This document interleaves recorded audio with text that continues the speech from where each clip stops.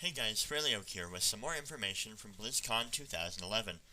I was going to release this last night, but never ended up getting around to it. My apologies.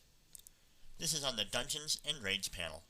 There's not a whole lot of information, but it's some pretty good information, so let's go through it. Challenge run times will be like the old Stratholme Baron runs. You can get gold, silver, and bronze medals. It's going to start with the Pandaria dungeons, but it'll work with the Dungeon Finder tool right from the get-go. You can queue specifically for challenge runs. Gear will be normalized. That means everyone will have the exact same eye level to ensure challenge entirely a function of skill and not of gear. Rewards will be awesome looking gear for transmogrification purposes and valor points. Leaderboards are going to be one of the main things that this challenge run is for, and you can inspect people to see their times. The expansion is to ship with 3 raids, 2 or 5 to 6 boss raids, and the third with just a couple bosses, kind of like how Cataclysm launched. The Mogu and Mantid are going to be the prominent enemies in the first set of raids. All of these will have Raid Finder, Normal, and Heroic difficulties. The Mogushan Palace is among the first. It's close to the center of Pandaria. It's going to be a 6-boss raid where you explore the secrets of the ancient Mogu Empire, and they existed before the Pandaren.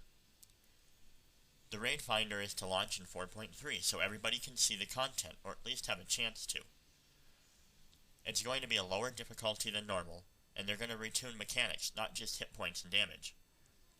Every single dungeon with Mists of Pandaria that is raids will have the Raid Finder enabled. There will be unique achievements for the Raid Finder difficulty. And it's only going to be for 25-man raids. They're doing this to combat the long queue times. If they did 10-mans, it would take longer. They want shorter dungeons. Halls of Origination had 7, Dead Mines had 6. It was just too long. They want encounters to be more understandable and to not set you up to fail.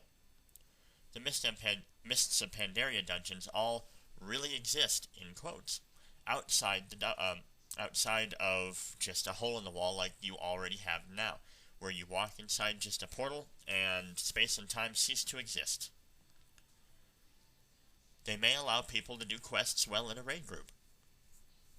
Someone asked about having 3 raids at the start and then only 7 in Kata. That is, 7 bosses.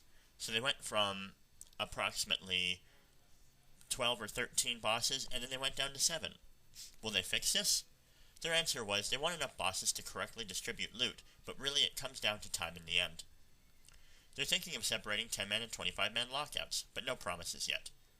There's a chance challenge modes may be added in for raids, but they just want to start out with dungeons and see how it goes from there. They're thinking of nerfing the eye level of gear after you earn a gold medal to make it harder and harder and harder for you as you continue to do the dungeons. Now, a strength of having 2 raids on 1 tier is shorter content and choice of progression. Dragon Soul is 8 bosses. The Raid Finder splits it into 2 different lockouts, or 2 different raids. Smaller chunks are more ideal, such as Karazhan with the back door. The Abyssal Maw raid did not fit in with the lore in Cataclysm, and there is no plan to release it.